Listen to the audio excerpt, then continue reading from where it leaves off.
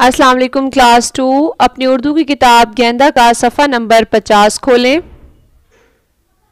सफ़ा नंबर 50 पर आज हम नज़्म पढ़ेंगे जिसका नाम है पाकिस्तान। इससे पहले हम अपने मुल्क पाकिस्तान के बारे में एक सबक पढ़ चुके हैं और आज हम नज़्म पढ़ेंगे। नज़्म पढ़ने से पहले आप अपनी किताब के दाएं तरफ टॉप पे आज की तारीख लिखेंगे और बाएं तरफ आज का दिन लिखेंगे। उसके बाद हम शुरू करेंगे नज़्म। नज़्म पाकिस्तान। नज़्म लिखने वाले को शायर कहते हैं और अगर वो फीमेल हो तो शायरा कहते हैं। हमारे नज़्म पाकिस्तान लिखने वाले का नाम क्या है? मसरूर अनवर। तो ये कौन है? ये शायर हैं। ठीक है, नज़्म शुरू करते हैं।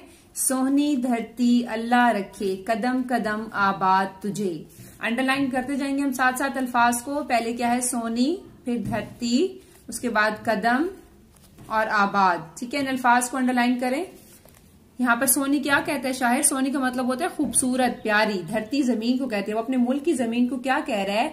दुआ दे रहा है कि ए सोनी धरती, प्यारे मुल्क, प्यारी जमीन, खूबसूरत जमीन, अल्लाह ताला तुम्हें हमेशा हर कदम पर आबाद रखे। तेरा हर एक जर्रा हमको अपनी जान से प्यारा।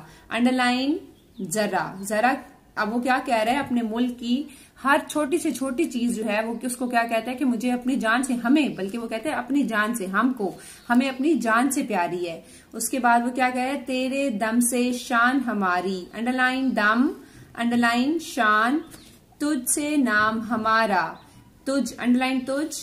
यहाँ पर मसरूर अनवर क्या कहते हैं कि तुम्हारे दम से ही, तुम्हारी वजह से, दम से, तेरी दम से, तेरी वजह से हमारी शान है और तुम्हारी वजह से ही हमारा नाम है। जैसे हमने पिछले सबक में पाकिस्तान हमारा घर में भी पढ़ा था कि हमारा मुल्क जो है वो हमारी पहचान है, हमारी शिनाख्त है। तो वो यहाँ पर भी मसरूर अनवर क्या कहते हैं कि हम पाकिस्तान, वो अपने यहाँ पे अपनी इस नज़म में पाकिस्तान से बात कर रहा है। वो पाकिस्तान को कह रहा है कि तुम्हारी वजह से हमारी शान है, तुम्हारी वजह से हमारा नाम है।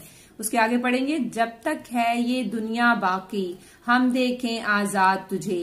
अंडरलाइन बाकी, अंडरलाइन आजाद। अब यहाँ पर वो अपने मुल्क को दुआ दे रहा है और क्या कह रहा है कि जब तक ये दुनिया बाकी है, जब तक ये दुनिया कायम है, तब तक तुम जो हो वो ऐसे ही आजाद रहो। जैसे कि हमारा मुल्क एक आजाद मुल्क है, हम अपने मुल्क में आजादी से रह सकते हैं, आजादी से रह रहे हैं, हम किसी के गुलाम नहीं है, हम सारे काम अपनी मर्जी से करते हैं। तो वो अपने मुल्क को दुआ दे रहा है कि हमेशा जब तक दुनिया है तब तक जो है तुम ऐसे ही आजाद रहो। तेरी प्यारी सज धज पर हम वारी वारी जाएं। अंडरलाइन सज धज। यहाँ पर वो अपने मुल्क को क्या कह रहा है कि तुम्हारी जो खूबसूरती है, तुम्हारी जो आन बान है, शान और शौकत है, उस पर जो है मैं कुर्बान जाऊं। के बाद मसरूर अनवर आगे क्या कहते हैं? आने वाली नस्लें तेरी अजमत के गुन गाएं, जब तक है ये दुनिया बाकी, हम देखें आजाद तुझे।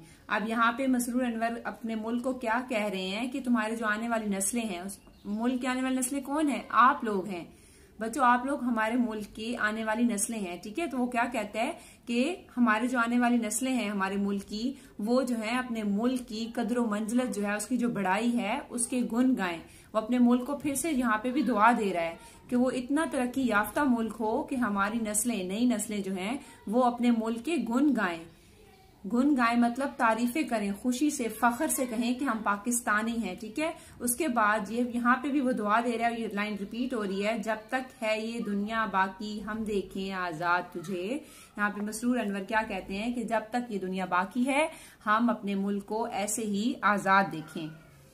आज के आपका इतना ही सबक था। आपने ये पढ़ाई करनी है दोबारा से और ये मुश्किल अल्फाज जो हैं ये आपने अपने रफ रजिस्टर पर लिखने हैं ताकि आपको ये अच्छे से याद हो जाएं और आपने इस नज़्म को जुबानी याद करके और अपने घर में गा के सुनाना है। ठीक है, thank you so much. Allah Hafiz.